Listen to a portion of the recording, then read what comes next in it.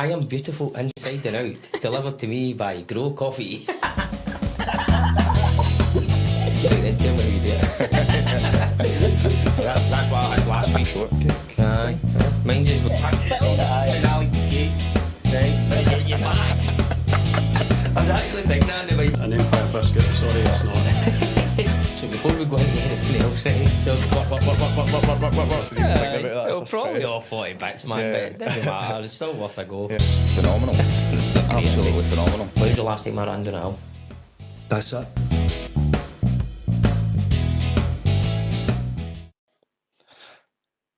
Hello, LinkedIn. Me again. I've been told I need to get all kind of up and at it after that music. Me and Audrey sitting here having a wee dance to ourselves. So, welcome to today's late lunch show. And I have the wonderful Audrey Duckworth with me, right? And we're going to be getting into all things ESG related. I'll explain the hats in a second. But to give people an idea, obviously, that are maybe watching this just now, saying, is this going to be useful to me? So what today's show, and what hopefully people are going to get from today's show, is there's changes to the way that ISO regulations and stuff like that are with regards to climate. Was it climate? Yeah, yep. Cheers. Thanks, Amelia. Climate resilience. That's the word I'm looking for. And also what you have been doing within your part of the business to try and help SMEs trying to get on a journey one way, shape or form. So anybody that's interested, so if you've got a business, you work with large organisations where you maybe need to have a carbon report that helps you through the tendering process, anyone that's working with public sector, or anybody that wants to actually try and make a difference in, and we're not going to talk about reducing carbon as much, but making their business more profitable by reducing carbon. So we'll get into that wee journey. But before we go there, right, and by the way, we're going to see how long we can take without Audrey laughing, right? I've already started.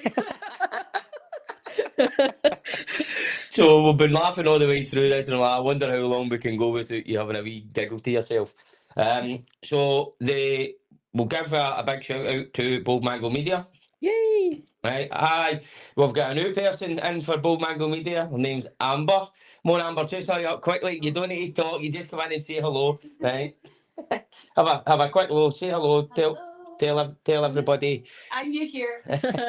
So Amber's just new, and she's joining us now, and this is our first late lunch show. And what's your view of it so far before the show starts, Amber? Hilarious. I feel like these are, if we can just get all the before comedy into this, it'd be comedy gold for you. Hilarious. Good, because it's all about having fun. It's all about having, but we do have to also be professional. We do Yes, have we serious do. moments. We do have to try. We talk about professional subjects, but we also like to put a bit of humour behind it. Yes. Right, brilliant. And how are you enjoying your time working with Andrew? So I'm new. Just kind of finding my feet in, Right, good, and it's going well so far. I feel like we're getting into it, and I'm going to learn loads of new skills. good, Yeah, insightful at the minute. good. And Learning lots. hopefully you stress him out less than I do. Well, that wouldn't be hard, Jamie. I've not heard that much, but there's No, but put it this way, he's on beta blockers and all that kind of stuff just for working with me, he said. Right, okay, no. So you can sit there if you want and be part of the show. I'll go back Behind the camera. Right, okay. Thank you very much, Amber. Cheers. Lovely to meet you and introduce you to everybody. So big shout out to Bold Mango Media. We've obviously got Andrew behind the camera there. Amber's in with us, and Amelia's in next door. She gives the thumbs up so everybody can hear us and see us okay. So we'll give Grow a quick shout out, and then we're going to get into, sorry, before we go, the purpose of the hats. Audrey's now been with us a year. So we decided we were going to celebrate with that. My year anniversary? Yeah, so there you go. So do you want to know what you get for being here for a year? Okay. You go on the podcast, you get yourself a berry smoothie. There you go. That's That'd be bad. that's what you get for a year's worth of time waste. So I've got a caramel latte and I am beautiful inside and out. And what you got, Audrey? I have my healthy berry smoothie. Right. And then cakes wise, we have a brownie and the Old Faithful honeymoon slice. And oh, I just knocked the microphone You'll flying. be But, all right. I have got some sort of amazing Easter bun and then a caramel bun as well. Aye. So that's the mad cookie things that we get quite a lot. So what we said to the guys is I thought we're running a little bit late today. So I phoned them and just said, just pick his stuff. So that's what they picked us. So they're obviously hoping we can pick on some beef for Easter. Right, Odds. So tell us about Ailsa ESG, what it is and why you do it.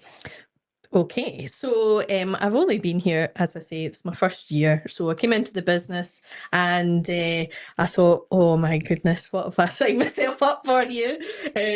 Jamie had explained to me what Ailsa Reliability Solutions do, which really sits well with me from my background. So I've been in sustainability for many years. I started off doing conservation management when I was a fresh-faced 17-year-old. Wasn't it that long ago? It was a long, long time ago. And throughout my career, I've always dealt with sustainability and looking at resources and how we can do things better. And one of the things that I love about Ailsa Reliability Solutions is the fact that it's a circular business, and that really attracted me. So this is like the circular economy side of things. So trying to make things last, trying to make things see the value in the resources that you have.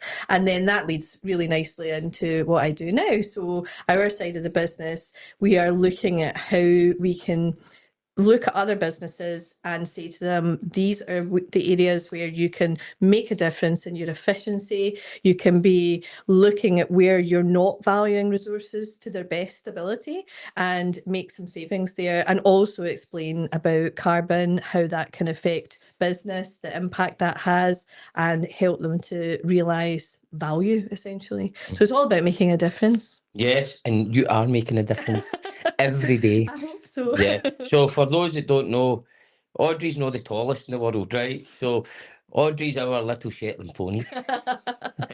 And she trots in and she makes a massive difference, and then away she goes, and then she keeps going back and forward and back and forward. But you are, if you look at the cultural fit, so we do talk a lot on the show about culture. Yeah. And for me, when I first spoke to you, I can remember I was standing in a hotel in Dundee having a conversation with you on the phone, and I'm like, you will fit right in here.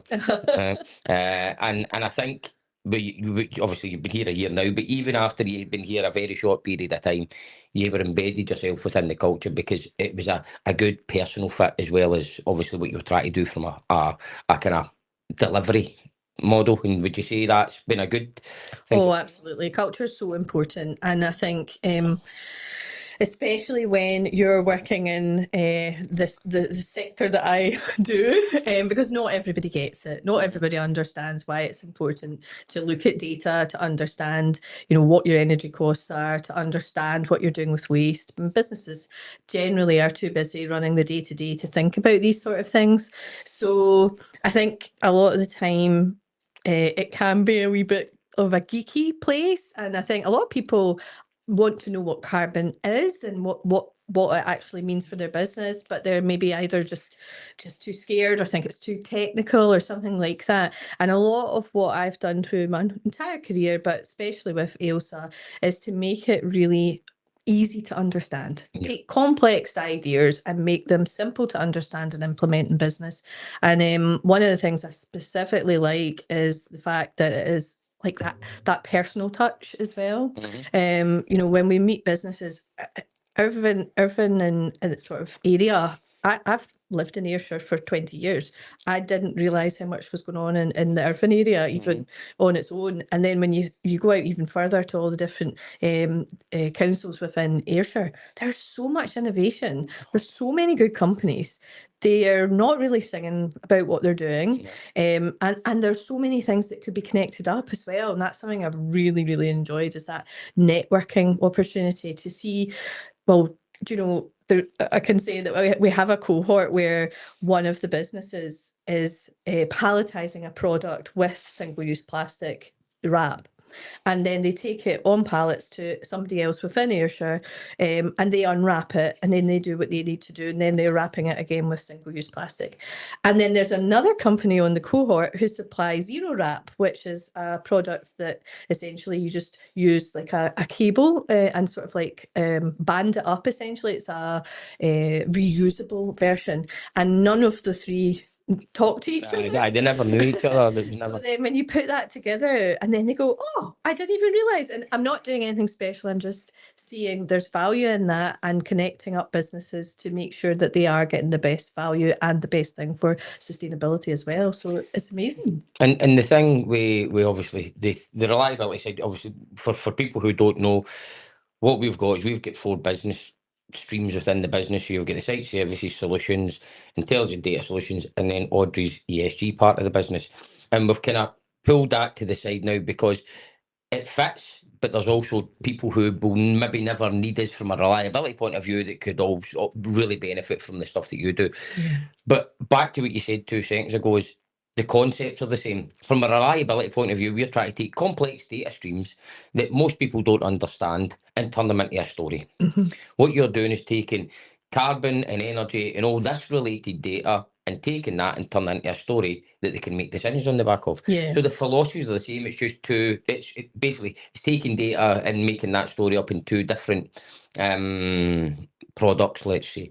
Yeah. And I think that's the big thing, because when obviously I've been in the net zero journey now for 4 and a bit years or whatever, and what I always used to say to people is it's all about trying to measure stuff. Yes. And be able to turn that into something that you can make decisions on the back of. And obviously you're now just continuing that on and making sure that they can try and help these people take away the noise. So that's where I was going with that. So there's still lots of noise out there about carbon and planet positive and this, that, and the next thing. There's all these different things. And when we first get involved in it, I went, I actually don't know who's right, who's wrong, what data is correct, what data is not. So I went on that journey to try and educate myself, so as I understood the ins and outs of it. But if somebody goes in and kind of Googles, or how do I become more planet positive, they'll probably get about as many questions back as they would get answers. So it's trying to get rid of that noise. And that's where obviously you've been part of it, because you've lived it and breathed it for a lot longer than I have. And you then can give them the true facts and meanings. And yeah, you're just trying to make it as accessible as possible for as many people as possible. So it is a bit demystifying it. There is a part of that. And I think as well, a lot of businesses don't understand that unless you have that data to measure, you don't know what's going on. A really great example, one of the first ever carbon plans I was involved with, we made savings straight away just because we were looking at bills. And I've talked about this before. It's nuts how you can get these really easy wins that will save you money straight away. So that's really important. That's the thing that obviously you've heard me bleating this on a million times, is carbon costs money, right? So basically carbon doesn't just generate itself for free. There is something that is generating it that is usually costing you money. And if you're get wasted carbon within your business, means that you're wasting money. Correct. That's exactly it. And that's where it's trying to get that understanding at the kind of board levels in businesses is this isn't to try and cost you money, it's to try and save you money. Because every bit of waste that you've got within your business, whether it's production waste, energy waste, efficiency waste, everything that's there, that will be creating a carbon impact. But if you then start looking at the carbon, you will then undoubtedly start saving the money. Yeah, absolutely. And we always say that as well. If you're doing the right thing for the environment, you're most likely doing the right thing for your business as well, in terms of the monetary value of that. And it's really important. And now we talked about at the introduction about 14,001 and how that's changing. There's going to be changes coming, both we've got a new edition of 14,001, ISO 14,001 in April 2026, and then we've got 9,001 changing as well. It's been redrafted and it will be issued in September. So those 2 standards now are looking far more at the strategy and what you're actually doing in your business to make a difference. So again, it comes back to what you were saying about that story. You need to understand in your business where are you with your impact on the environment, and what are you doing about it? It's not enough now just to have a carbon management, your baseline figures. I mean, David Hawes at Net Zero International. Big shout out to David Hawes. We love you, David. Love David. Love you, David. We work so closely with them, and he's always saying that, it's like, it's not the number, it's actually the story behind it. 100%. And that's the thing. Anybody can put a number. I mean, and is the number true or not? Again, that's another questionable thing. But what does that number mean? Is the value? And can you impact that number? Yes or no? Right? If you can, yes. What does that mean to you, and how are you going to do it? That's right.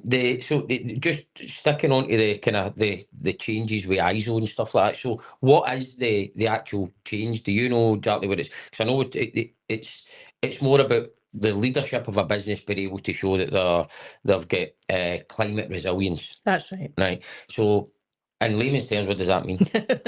It means that you need to have top-down leadership, and you have to have bottom-up understanding of what you're doing in your business for your sustainability. Yeah. Going forward as a business. It should be part of your strategy. Things are changing. We all know about how bad the climate is, but we also understand businesses need to make money. So I think if you understand that one way to drive profitability is to look at all your processes and actually consider each part of those resources. Just as I'm saying, I'm a big advocate for you don't call it waste, you call it resources, because these things matter. And so that's what they're looking at in terms of the ISO standards, both standards changing towards that idea of it's not enough just to say, oh yeah, we've got that baseline. You've got to actually understand in your business, be training your staff about it, get that understanding, and have everybody working together for that one aim of being a better and sustainable business into the future. And we all know just now how the impact of the war and all these sort of things are having. The climate is another part of that. You need to have resilience. If we're going to be having, more floods, does your business lie in a floodplain? You need to be looking at that sort of stuff. Have you got supply chains that might be affected? Critical pieces and processes, a bit like what Ailsa reliability do. It's like, what is the critical part of your business? Have you got contingency in place? Do you know what you're going to do? One of the things I was reading in the news this morning actually was about helium, and that's so important for so many different things in the country, and probably the everyday person doesn't think, oh, helium's not that important. It makes you go like that when It you're does. talking. We should have had that in the balloon. I know. If I'd have known this bit was going on, I had a wee helium balloon in there, and I could have gave everybody a proper. But that's something we can't produce in the UK. So it's thinking about that resilience. What do we do then if we don't have supply chains? And again, Well, balloons are off flinging about the ground I because they know. can't float. and then that's pollution, and I'm not getting very happy either. So, but then it's like, have you thought about that in your business? Are you going to be able to be sustainable in the way that we're going to be in the future? And that's what ISOs are trying to sort of get you to think about. It's trying to make you think. Oh, for God's sake, my hat. Sorry about that. I know my hat's annoying me. I'm going to take it off. Take it off. Yeah. That's okay. My wee ears. I'll maybe do my Madonna thing at the end. I'll see. So just for, because anybody that knows me, right, knows exactly what was happening when I seen these two hats. So anybody that knows me can tell for themselves. So it's about looking at the sustainability of business, because we say this all the time. Sustainability isn't just you're a tree hugger and you want to save the world. Sustainability is making sure that you have got a sustainable business, both from personnel, products, supply chain, waste, energy, all of these kind of things that can make you right. So see if there is a natural disaster of some sort, you can hopefully still make your business operate. That's right. And you said, for an example, was the war. So there's companies right now that are really, really, really struggling because of the energy costs and the fuel costs and all this kind of stuff. And you're saying, right, so how do you mitigate that from yourself? Brexit and then COVID and all that kind of stuff. Again, these are all things, you're hoping none of these things ever happen again.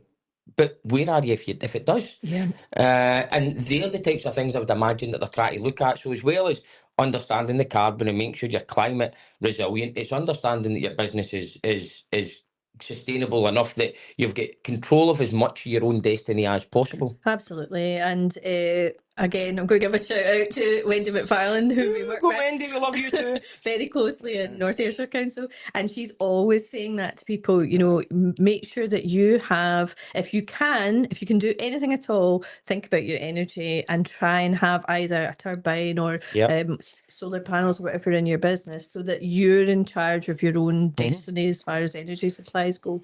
And that's the one thing she always encourages her businesses to do too.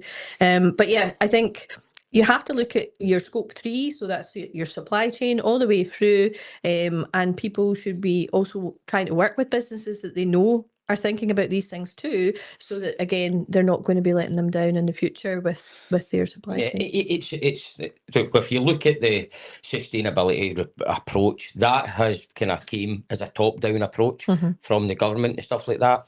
Do I agree with their strategies? That's a completely different question. In the way they do things, another completely different question. But there is people out there trying to do the right thing. Yeah. There is also a lot of people out there just ticking boxes. Well, Right? that's right. There's a couple of people that we work with that really, without our help, I don't think they would have been able to win the work that they've Yeah. won on tenders. But it is, again, that thing of a tender is, you know, asking you to have a carbon management plan. Yeah. We'll go into that kind of at the end, because I think that's kind of where I want to finish the show with, is where the benefits that people can get with going down this route. Right, so obviously the ESG part of the business that you're in, so it's not just all about the carbon side. So, No. so you've got environmental. So for those who don't know what ESG means, environmental, social, and governance. Yeah. Right. So that's the bit of the business that you look after. But It's the best. it's the best. So there you go. Daz, Matty, Kane, everybody, Audrey, bit's the best. Right. So what's the other things that you're doing in there? Because I'll talk about the social side. Yeah, right? the social's Right, amazing. because there's yesterday, everybody's away at a walk. Seen the photos and that for it, and the ones that you put up on LinkedIn are probably the best ones at them all, because the rest of it was just carry on. I know. Right. So the amount of social things that you guys do as a business, so it's not just you, but as a business, I think are brilliant. And Yeah. the charity stuff that's done, and the support in different causes. So obviously you, Lorna, Alana, Kelsey, you are the wee kind of heads of the social side, where you just get a message through saying, by the way, we're doing this for that. All right, okay. No bother. It's fabulous. And it also works with the cohorts too. So we had North Ayrshire 2 cohort, which has just graduated, and Kelvin Topset were on that, and they linked up with the Irvine Litter crew, or I think that's what it's called. And we Sounds all, like a breakdance. I know, they're brilliant actually. They're really good. And they invited all the rest of the cohort to get involved. It was Ailsa that did help them in that time. But we went out to an area in Irvine that had a lot of litter because it's near a bus stop. And Resources. yeah, thank you. They were resources, A lot of right? resources. There was lots of cans. There was also some recycled things in bottles that I didn't want to touch. So yeah, it was quite there was a lot of stuff there. It was eye-opening. Shite a poke for nosy folk. I don't even know what that is. I'm so naive. Andrew, do you know what that is? No, yeah, I think I know what it is. But no, it was like half a car at one bit as well. We were like, how does that end up there? But anyway, we got 40 bags in a lunch break. So there you go. Wait, that was down at the back of the likes of where the Hungry Bear and all that is, wasn't it? Yeah. Aye. So that's all the Greenwooders, right? Throwing all the rubbish. Right, I'm going to be when I get home. I've got 3 of them that are at the Greenwood. I'm going to be telling them it's all their fault. Then you get down there with Audrey to help pick up the resources. That was great to get involved in that, and then the guys did the mud run as well. That was great fun. And they're just such a great team. Everybody just pulls together to do these things, so it's all about making a difference in the community. It's amazing. Do I know? So she Lorraine that runs CoSpace. So I went to see her, and she was basically saying, "Oh, it seems like a great team and a great culture he's set up in there. So every time I'm walking past, it just sounds like dead joyful and a happy place to work." I said, "They're just all full of daftness." That's probably sitting in there just pure mayhem. But it's great, and that social side, I think, and the trying to give back where you can, it is massive. And you can obviously be in the role that you're in and try to make a positive impact Right, so it's not Yes. just a positive impact on the planet; it's a positive impact in the people Absolutely. that are there as well, and you're doing a great job of that. Yeah, the community wealth building, easy for me to say. Wealth welding, I don't know what that is. The community wealth building part of it is awesome. Like Aye. we do really great things. Even like so yesterday we were away signing the Armed Forces Covenant and getting an award down at Turnberry. Aye. Awesome. Andrew, give you a laugh. So I get sent a message for remember Doug Aiken that was on the show. Says I can't even go for my breakfast without Ailsa getting a picture up on the stage with Audrey and Lorna. I laugh, for God's sake. But by the way, Dougie, you're a spy. It was awesome. So yeah, just I think it's really good, and again, that's something that you see in the businesses that work with us, that they want to make a difference as well. And I think that's what they appreciate, is that, you know, we know about their business, we understand what it is. You know, I'm more than happy to go out and speak with them and see their business and learn about it, and then try and see where we can find wee efficiencies as well. So it's that kind of personal touch that's I think is so important. 100%. And I think that I'm going to actually steal, Kevin Brown's been on this show talking about his Mind Master stuff. I'm going to steal a kind of quote from him is, just I had it in my head. Put out your vibe to attract the right tribe. Oh, so, yes, so that's what right. it is the stuff that you are doing and the stuff that we do as a business, we're trying to attract people that care about the same kind of things that we care about. And a big part of your business and the community that you're setting up is people who feel, want to try and do the same kind of things. When you look at the people that are decarbonising Ayrshire, every one of them would all help each other out, no problem. Oh, it's right? brilliant. They're a wee community of like-minded people who are wanting to try and make a difference. Yes. And they're not, I wouldn't say they're all in there to 100% save the planet, right? But they're in there because they want to make their business better, more resilient, more sustainable, and they're willing to help each other if they can and where they can to do the same for others within That's their right. little community. Yeah. So it's great to see that coming in. And again, so that's all part of the ESG philosophy. So you're helping the environment, you're making a social difference, and then you're helping with the governance and everything that needs to happen in their business to try and make them more of a sustainable and climate resilient. That's right, exactly that. And the governance bit as well is interesting because although you might think that's probably the most boring part, It was Andrew that said that, no me. I think it might have been. But it is true, like giving people a heads up on legislation and what's coming around the corner. Massive. I think that's invaluable to businesses that are just too busy to know, or maybe don't have that type of person in their business that can analyse that and see what's coming ahead. Most SMEs do not have the time for No, that, that's Audrey. right. As I say, we're fortunate because we've got the likes of yourself in there, and we've got Lorna and people like that can actually focus on some of these kind of things. But most companies don't do that. And if you look at as a business, realistically, they're roles we probably shouldn't have in a business of our size. You don't go and look at businesses of our size that have those type of people in the business, that's right. because it's a cost. And people look at it and go, is that returning us anything at the moment? No. Right, okay, we can't afford it. Obviously, we took the approach where, we're not going to be this size forever, so we're as well getting our governance and all that kind of stuff and legislation and making sure we're doing things right from the beginning.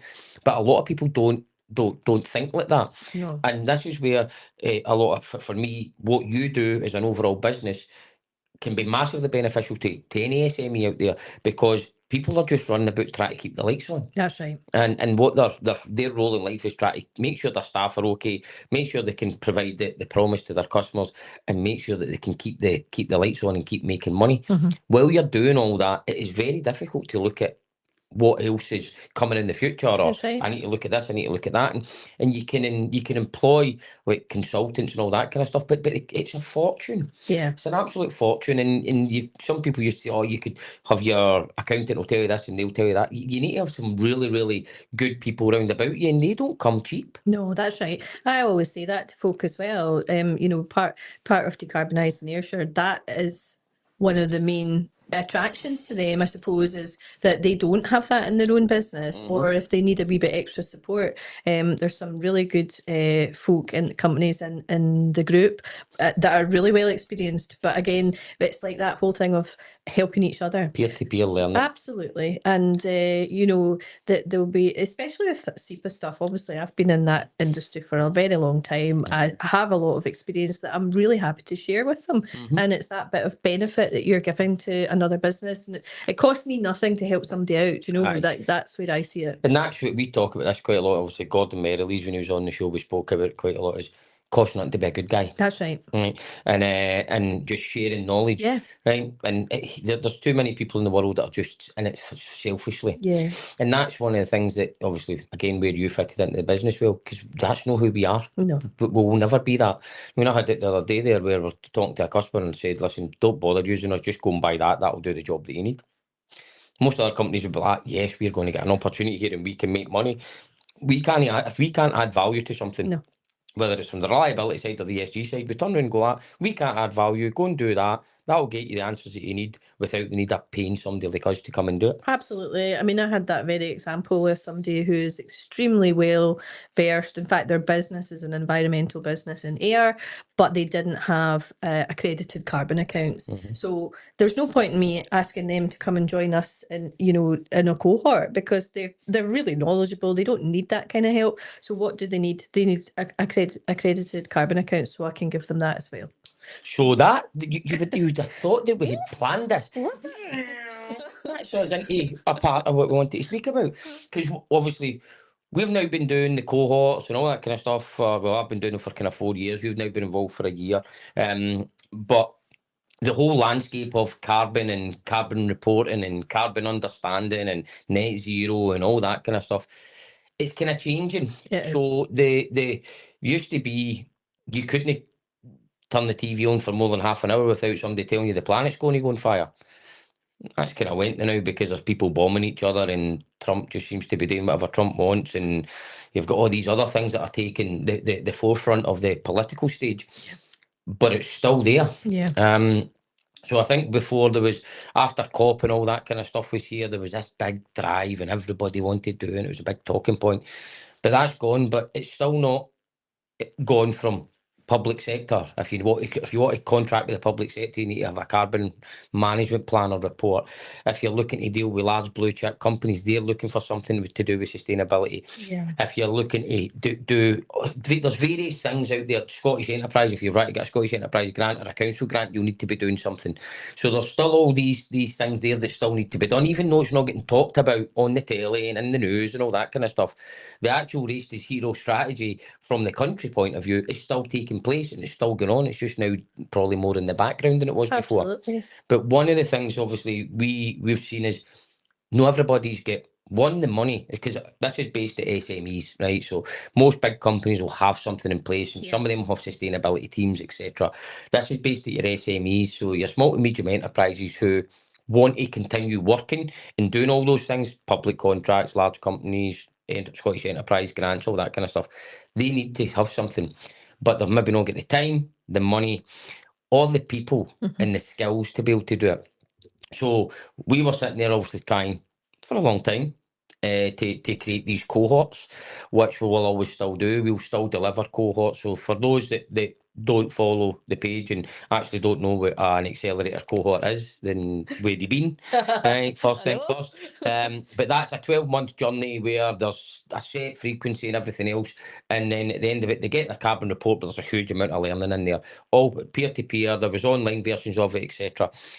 But what we have now done, specifically you, so I'll say we so as I can get a wee bit of the credit, right? But it's actually Audrey that's done it all. But let's say we, right? The team. The team.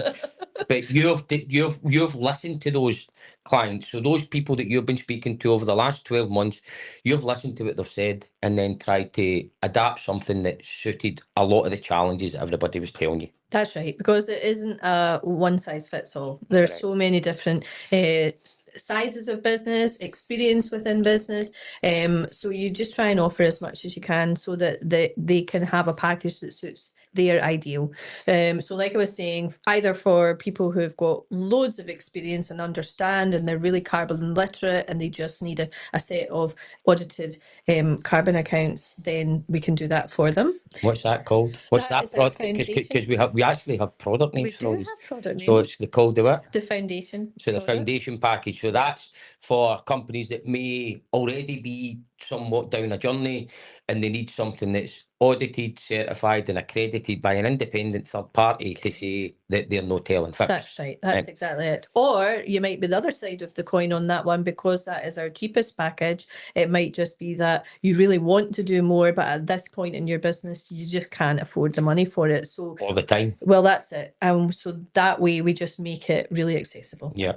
And so for this is going out to people who are maybe that are dealing with those sectors or try to get grants that may not really have the time and the money or the people to be able to afford to do it. That's right. This is a product that can go in there and make sure that there is an expert looking at their data, questioning and making sure that the data is correct, taking that data, then turning it into a carbon figure, creating an audited, certified and independently verified carbon report, Yep. which will meet the SE, what's it called? SECR. SECR and the science-based targets Yeah. one, isn't it? Yeah.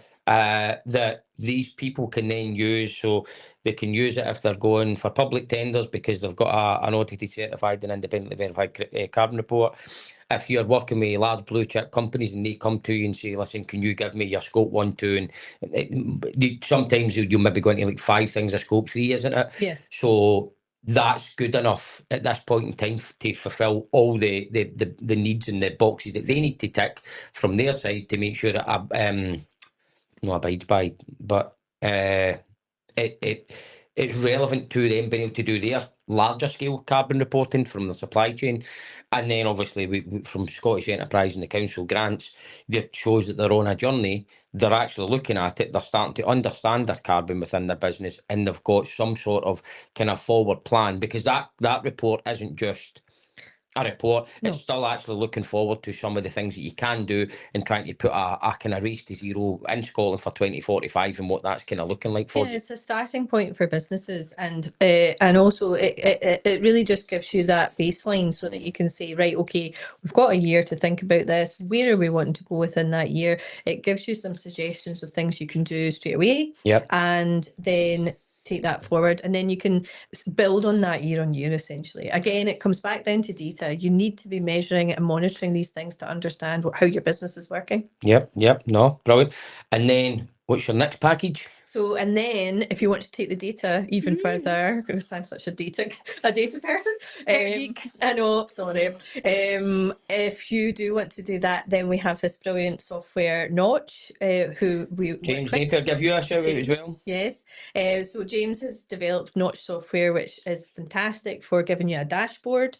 So you can just see at a glance what you're doing. And if you upload regularly, putting your carbon data in, I always say to people within the cohort, just do it as part of your monthly checks. Yeah. A lot of people do a stock check, or they're maybe doing their finances or whatever at the end of the month. Just include your different analytics for carbon as well. Yeah. Put it onto Notch, and it shows you how you're doing, so you can see at a glance.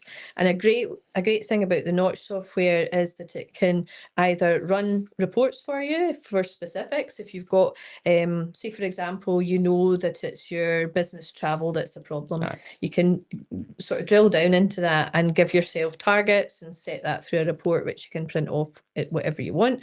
And also, instead of just leaving it to the end of the year to find out, actually we've just gone through the roof with our impact, you'll know quicker from using that. But the other thing from a business owner's point of view, so every SME right now, unless you're in a very niche sector and you get paid big giant margins for doing what you do, most are all looking at costs all the time. Mm-hmm.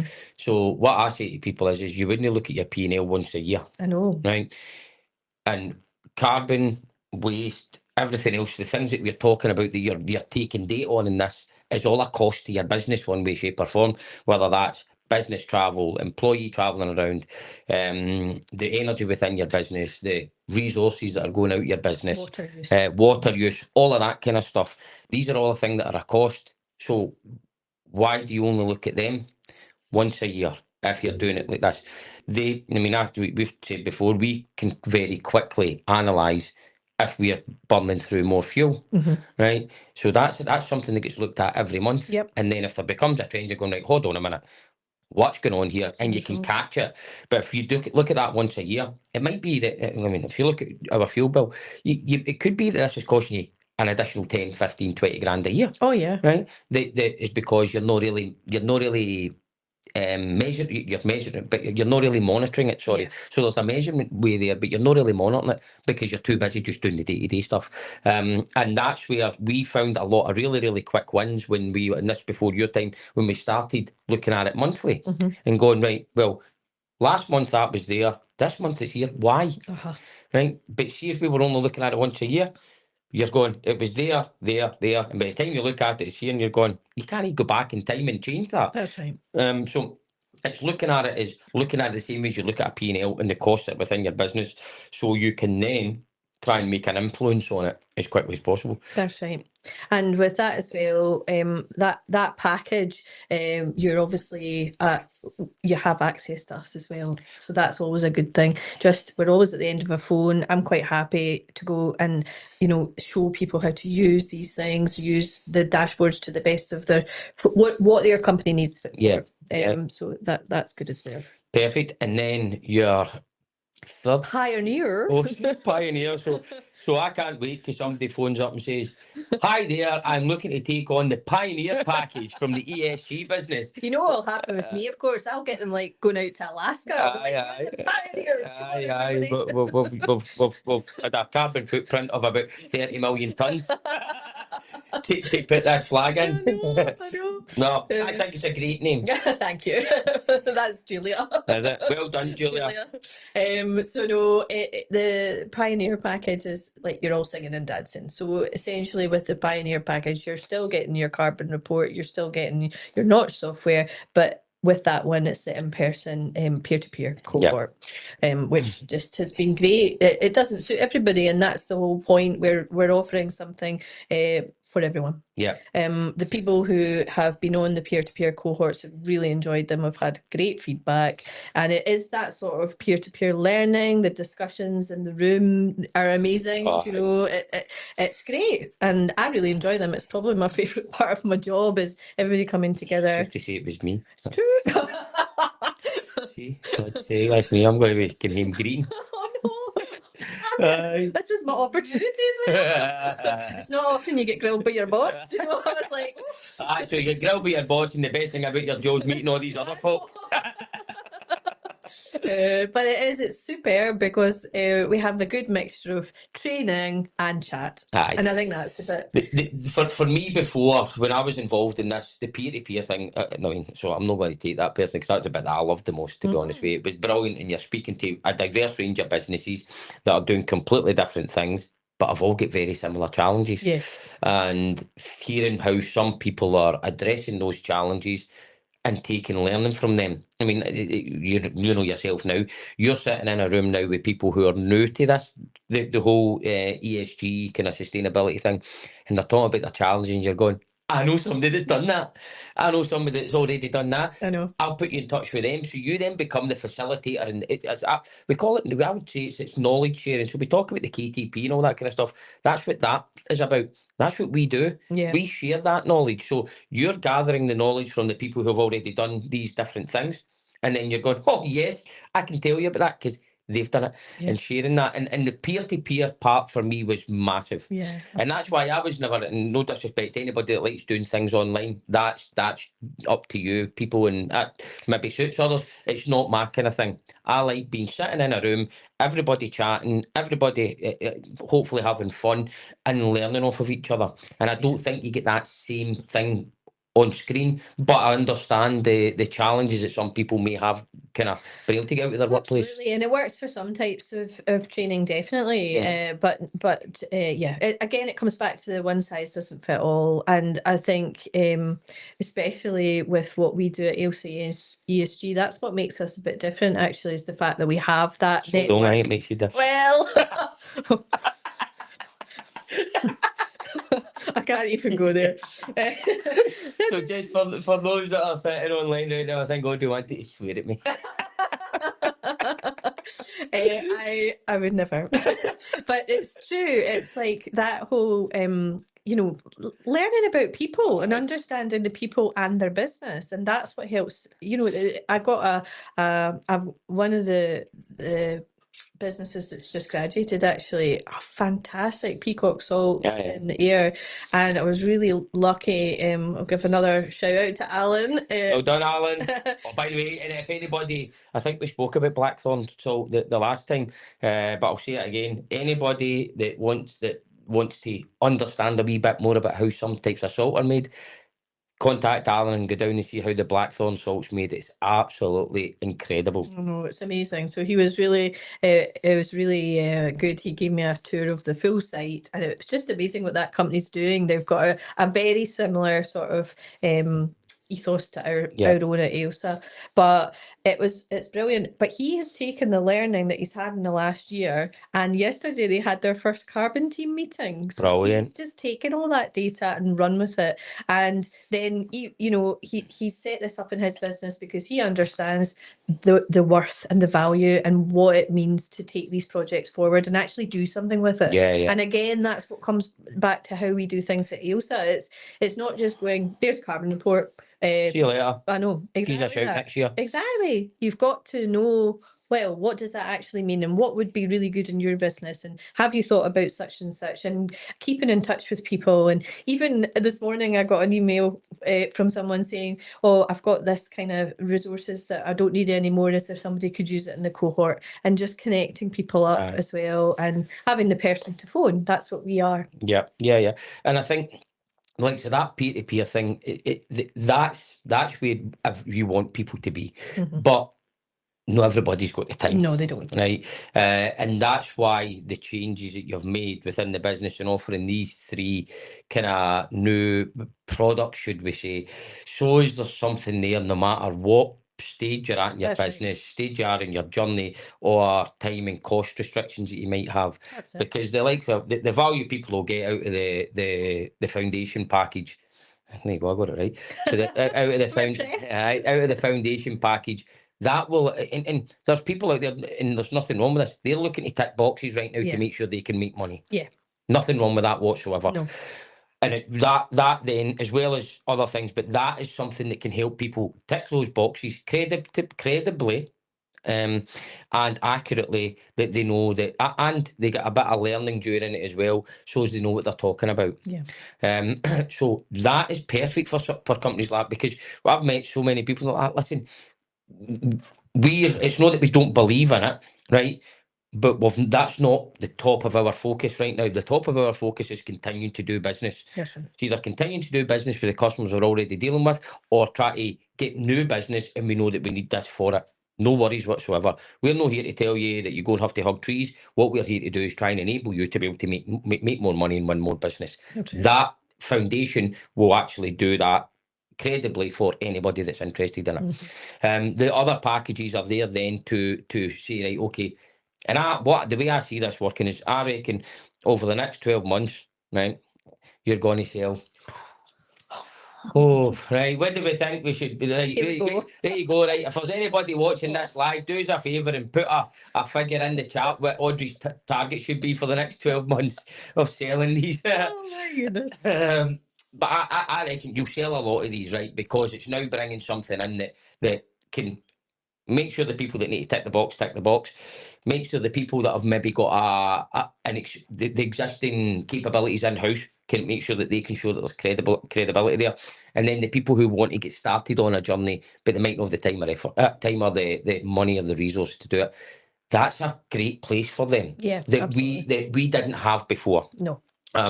So looking at the feedback from the people that I speak to, I think that's going to be a really, really good and positive thing. And when you look at that compared to the cost of like a consultancy doing it, it's 10 times less. Oh, absolutely. And I think the point that we had listened to what businesses were saying was just almost vilified by the fact that as soon as we launched it, we sold one straight away that day. It was the first day one. No, but you hadn't even launched it. No. You just went in and told them that you were just about to launch it. All right, give me one. I know. So that You want to give them a shout out? Oh, WRC? Yes, Oh, do it. absolutely. Amanda Stewart. Amanda Stewart, well done. The first, should she go for the foundation? Yes. First foundation package, number one sale. Yes. Right. But that's what I'm saying though, because But if you went to what's her name? Sorry, again, Amanda? Amanda's right, Amanda. But if you went to Amanda and it was a 12-month cohort, Amanda probably wouldn't have been able to do that No, because she she doesn't. wouldn't have the time. She doesn't have the time. So there you go. Mhm. That's just testament to the reason why you did it and the value that hopefully people can get from it. Yeah. Right, so I'm waiting to see if anybody's actually putting a message on there with Audrey's. Oh no, please don't. Amelia, has anybody put a figure on there to say what Audrey's target should be? This is an interesting way. It's normally management review, and now you're sitting Aye. on the So podcast. there you go. So I'm just hoping somebody because I'm like 1,000. Oh. Come on now. Darren Thomas, 500. 500. And that's supposed to be your pal. Thanks, Daz. Oh, brilliant. So no, I think because one of the things that you see a lot is people are always out there trying to put their agenda and what they want. It's exactly the same philosophy that we've got within the reliability business, where you've got companies out there that we sell a box, whether that box is right for you or not. That's what we sell. Yeah. So this approach is now taken there. It's no longer a box. What it is a what is your challenge and the need that you've got. Let us look at what we can do to try and make a solution that fits your budget, your time constraints, and gets you the outcome that you're looking for. Exactly that. There you go. Listen, you think you'd done this before? I know. Now, you okay? Wait till we see. Where are we time wise? 20 past. Right? Is that not the quickest 50 minutes that you've had for all? Whizzikers. Anything else you want to talk about? Because I think I was a good place. I wanted to finish off on that because I think that what you've done with this and the changes you've made to it, I think is going to make a big, massive impact. And I think Darren's been a bit conservative with his 500, to be perfectly fair. Oh, for goodness sake. Julia, Aye, start running. aye. We'll have to be running. I'll be Yep. like, my wee shit and pony will be off That's again. So, and also, if anybody out there knows of a pair of night running shoes for a Shetland pony, just reach out to us and give us a shout. Is there anything else you want to discuss? But while you've got the floor. No, I don't think so. I just want to give a shout out to the whole Ailsa team because I love you all. And the fact that we have got such a good team enables us to do these things. And also to you, Jamie. I am going to do the wee sucky up bit, but it's true. I've never been in a business where I've just been given so much support. And, even when it's not always worked, you're always there to go, right, let's try something else and give me that support and also push me, which is great. So thank you. Good. Not in a physical way, just so No. everybody knows, right? Right before I've got the HR people that follow the show on me. Listen, you are a perfect fit for the place, and I knew you would be successful. And as you say, we're a business of we'll give it a try. If it works, great. If it doesn't work, then we try something else. Exactly that. And this is the next part of that. Let's try something else. And I'm confident that this is going to be really, really. It's not even for us. It's for everybody else. That's right. So if we can say Darren's right, and you'll get 500 people take these reports, that's 500 companies that are hopefully helping them get more work, helping them understand their carbon, more money getting back into the local communities and the economy. Win-win. Win-win for everybody. That's it. Right, okay, well, how better to stop the show on a win-win? Yay! Hey! Right, okay, listen, thank you, Audrey. You're welcome. Right, it has been an absolute pleasure. Oh, thank you. Right, and thank you anybody that's still watching us just now. Anybody that watches us back, as I say, the weekend crew, thank you very much. Hopefully it's been okay. I'm going to actually say something else to Douglas Aiken. Right, that cheeky bugger, right, watches it on YouTube. And do you want to know why? Why? Because he can fast forward my voice. Cheeky dick, right? He says, I'm not why I watch it on LinkedIn. He says, because then I need to listen to you. He says, on YouTube, I can just do that 1.5 times and then get to the interesting people. Right, okay. Thanks, Odds. Andrew, Amber, Amelia through there. Thank you very much, guys. And everybody have a fantastic weekend. Oh, sorry, before I go, we're at an award ceremony tonight. So hopefully next week, right, we've got Claire Baird on. We'll definitely get Claire Baird on. So that's no hopefully, Claire, you're coming on. But hopefully what we're going to be able to do is do a first time ever in the show where we're going to be able to, while Claire's sitting, having a chat, and we're going to be able to live stream, it's no live stream, sorry. We're able to stream a video from tonight's awards. Amazing. Yep. So Alana, Kane and Heather, don't get too pissed Behave. because we might get you in video and show you live on here. Right, thank you very much, Audrey. Thank you again. Thanks everybody who's still watching Okay. it, and have a lovely weekend. Thanks. Bye.